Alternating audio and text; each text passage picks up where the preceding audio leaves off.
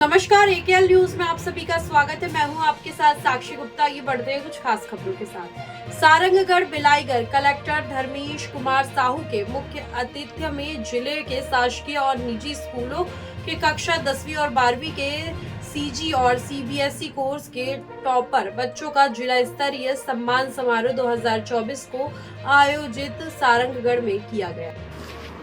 कार्यक्रम का शुभारंभ छत्तीसगढ़ महातारी के समक्ष दीप प्रज्वलित कर किया गया। कलेक्टर धर्मेश कुमार साहू ने सभी प्रतिभावान टॉपर बच्चों को क्रमवार सम्मानित किया और सामूहिक रूप से सभी टॉपर बच्चों के साथ सामूहिक छायाचित्र लिया गया।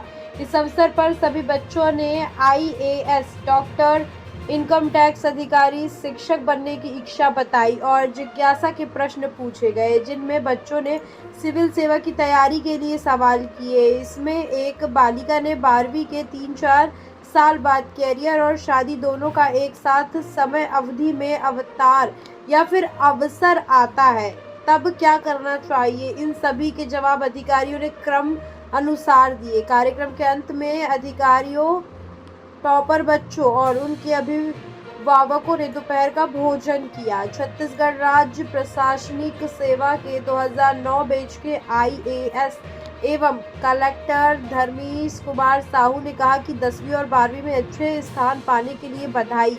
इनके साथ साथ अभिभावक, माता पिता और शिक्षकों को भी बधाई। टॉप करने वाले स्कूल के प्रबंधन को भी बधाई। कक्षा 9 से कैरियर की फील्ड के हिसाब से तैयारी करना शुरू कर देना चाहिए। कैरियर का चयन विद्यार्थी के स्वयं का हो। कैरियर चयन का निर्णय बच्चे का होना चाहिए। शिक्षक को ऐसा बच्चों को गाइड करना चाहिए। किसी भी पोस्ट के लिए संघर्ष, कंपटीशन तो हमेशा करना होगा। स्कूल की पढ़ाई जानने के लिए है।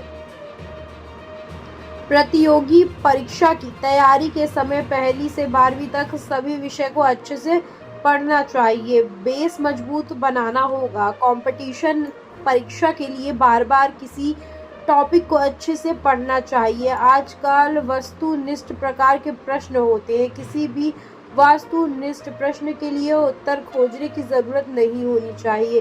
पढ़े हुए को उत्तर याद होना चाहिए। यूपीएससी के आईएएस, आईपीएस और अन्य रेलवे, रेवेन्यू के अधिकारी चयनित होते हैं। आईएफएस के या फिर आईएफएस से डीएफओ चयनित होते हैं। कैरियर निर्माण के लिए शादी अवरोध नहीं है। शादी के बाद भी महिलाएं सिविल सेवा में चयनित हुई हैं। यूपीएससी में 2020 में ऑल इंडिया 67 रैंक के आईएएस और अनुविभागीय अधिकारी सारंगगढ़ वासु जैन ने बच्चों को कहा कि जहां तक हो सके मोबाइल की social media, Facebook, Insta, WhatsApp, YouTube का उपयोग कम से कम करें। अनुशासन में रहकर पढ़ाई के लिए दिनचर्या बनाएं। नियमित रूप से अखबार पढ़ने की आदत बनाएं। साथ ही अपने शरीर के स्वस्थ रहने के लिए नियमित रूप से खेल और स्वस्थ रहें। उसी या फिर अभी जिस स्कूल कॉलेज में पढ़ने जा रहे हैं उनके कोर्स का ध्यान से पढ़िए।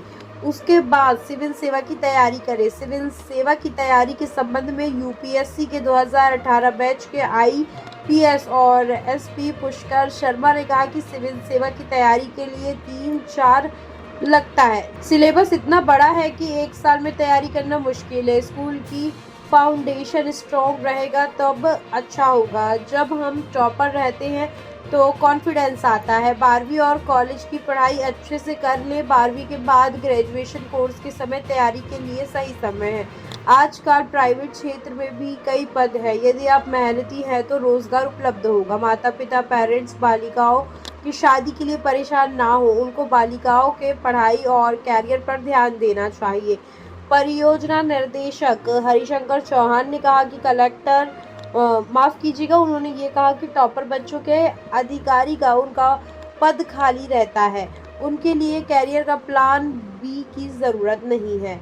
लड़के से ज़्यादा कैरियर बनाने की ज़रूरत लड़कियों को है। 10वीं उत्तीर्ण करने के बाद 11वीं में कौन सा विषय लेकर पढ़ाई करें, ये समस्या बच्चों को रहती है। इसके लिए चाहिए कि वे अपने रुचि के और आवश्यकता के अनुसार कोर्स का चयन करें। आज सारंगगढ़ जिले के जो मेरे कोरियर बच्चों का है एक सम्मान समारोह आयोजित किया गया था और इसमें सभी को पुरस्कृत किया गया और एक कैरियर मार्गदर्शन दिया गया। इसमें जो सभी 10वीं और 12वीं के जो प्रथम 10 स्थान पाने वाले सभी बच्चों का आमंत्रित किया गया। Very good afternoon to everyone. Myself, Diksha Jaiswal. I am from Suggest Raigad. Sir, मेरा क्वेश्चन ये है कि अभी उन्होंने भी कहा कि प्लान बी रखना चाहिए, तो आज की डेट में अगर हम देखें तो स्किल्स बहुत मैटर कर रहे हैं, तो हमें क्या करना चाहिए कि क्योंकि पढ़ाई ऐसा चीज़ हो गई, पढ़ाई की हर चीज़ में चाहे हम रखें तो वहाँ रिस्क बहुत ज़्यादा होता है कि सक्सेस होंगे या नहीं होंगे। और एक लड़की के लिए तो सबसे ज़्यादा सर कि मतलब उसे 12वीं के बाद ग्रेजुएशन, और हमारी सोसाइटी आपका नाम बता दीजिएंगे और उसके बाद में आपको कितना परसेंट मिला है ये सारे बताइएगा, और जिला प्रशासन आपको सम्मान कर रहे हैं तो आपको कैसा लग रहा है? मेरा नाम मुस्कान साहू है। मैं सरस्वती शिशु मंदिर उच्च माध्यमिक विद्यालय बरमकेला की छात्रा हूँ। मैं एग्रीकल्चर सब्जेक्ट से 12वीं पास की हूँ। मेरा परसेंट है 91.2% और मुझे आज सम्मान पाकर बहुत ही अच्छा लग रहा है। मोटा मोटा ये कि जिस फील्ड में जाना है तो एक चीज़ तो तय है, आपको जो है कंपटीशन करना ही पड़ेगा।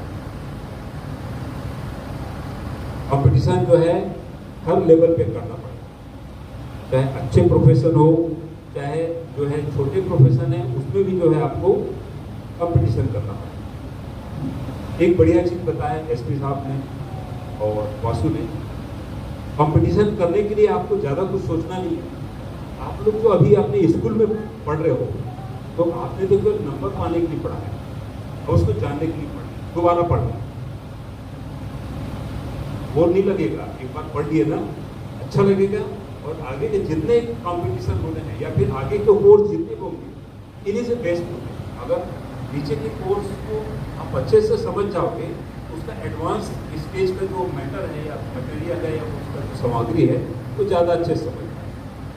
तो कंपटीशन देने का पहला और सिंपल सूत्र ये है कि शुरू से लेके प्राइमरी से लेके जो है 12th तक की किताबों को, चाहे सारे विषय को, उसको जो है एक बार सरसरी तौर से पढ़ना है। एक किताब का आपने पढ़ा है, उसमें आपने 90% पा लिया है, 95% पा लिया है, लेकिन अगर उसी किताब को ध्यान से दूसरी बार पढ़ोगे तो आपको आश्चर्य होगा, उसको नई चीज़ें मिलेगी।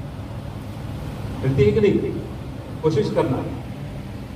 और उसके बाद जो है उसको और तीसरी बार पढ़ोगे, उसमें और नई नई चीज़ें मिलेंगी, बहुत इंटरेस्टिंग दूसरी चीज़ पढ़ रहे हैं। ये मेरे जवाब में जैसे बोलते हैं कोई विषय जो है इंटरेस्टिंग नहीं है तो कैसे किया जाए। तो कोई विषय इंटरेस्टिंग नहीं है तो कारण ये है कि उस विषय के बारे में हमको बहुत कम नॉलेज है, इसलिए वो बोरिंग लगता है, इंटरेस्टिंग नहीं लगता है।